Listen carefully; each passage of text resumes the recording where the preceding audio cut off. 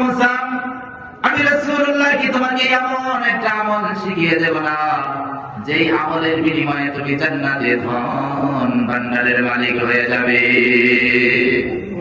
জান্নাতের ধন ভান্ডারের মালিক হয়ে যাবে। এখন আমাদের কি যদি কেউ বলে যে যদি অমর মিছিলে তুমি যেতে পারো, আগামী দিনে এই এলাকা 100টা বা 200টা রেশনের কার্ড তোমার হাতে তুলে দেওয়া হবে, মনে মনে চিন্তা করবে প্রত্যেকটা কার্ড যদি 3000 টাকা করে নিতে পারি তাহলে 6 লক্ষ টাকা হয়ে যাবে।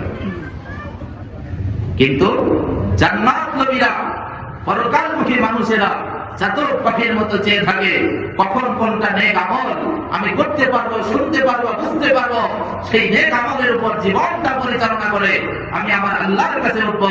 চাতক পাখির মতো ঈমানওয়ালারা চেয়ে থাকে। আবু যর গিফারি বলতেছেন, নবীজি যখন আমাকে বললেন, আবু যর গিফারি আমি কি তোমাকে এমন একটা আমল শিখিয়ে দেব না যেই আমলটা করলে তুমি জান্নাতে ধন ভান্ডারের মালিক হয়ে যাবে? ওই আমলটা করলে, দোয়াটা পাঠ করলে তুমি জান্নাতে ধন ভান্ডার পেয়ে যাবে।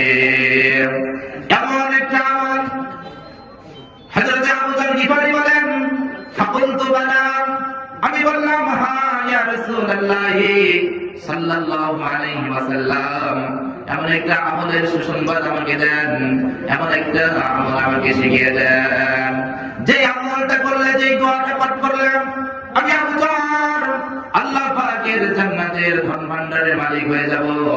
ইয়া রাসূলুল্লাহ ইয়া হাবিবাল্লাহ। এবার আল্লাহর নবী তেলাওয়াত করে শুনিয়ে দিলেন যেটা আমাদের সকলের মুখস্থ আছে, হয়তো কেউ এর ফজিলত জানি, হয়তো কেউ এর ফজিলত জানি না।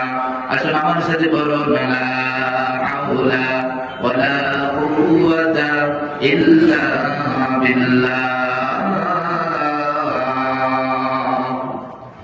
আল্লাহর নবী, আল্লাহর হাবিব তেলাওয়াত করে শুনিয়ে দিলেন, আবু যর এটা গ্রহণ করে নিলেন।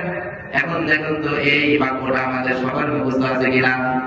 বিশেষ করে যারা সওয়াব রেসানি করে প্রতিদিন, তারা প্রতিদিন এটা করে থাকে বারংবার।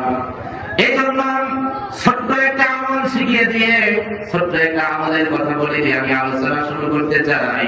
এই জন্য যে যেহেতু আমরা বাড়ি থেকে বের হয়েছি কিছু শেখার জন্য, প্রথমেই একটা আমল শিখিয়ে দিলাম যেটার বদৌলতে আল্লাহ পাক জান্নাতের মধ্যে ধন ভান্ডার দান করে দিবে।